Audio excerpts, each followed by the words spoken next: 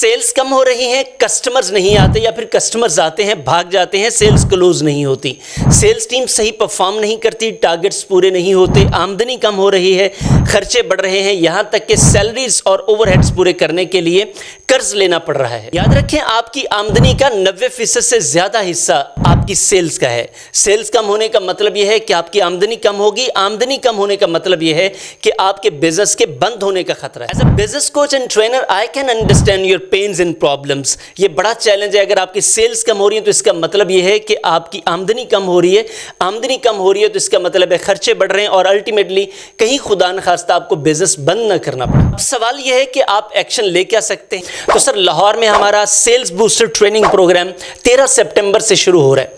یہ بڑا practical programme ہے، دنیا کے 5 بیسٹ سیلز ٹریننگ پروگرامز کا نچوڑ ہے۔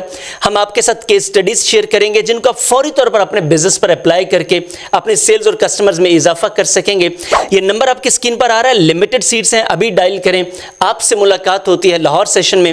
یہ اپرچونٹی مت مس کیجیے گا کیونکہ اس سے آپ کے بزنس کو بڑا فائدہ ہونے والا ہے۔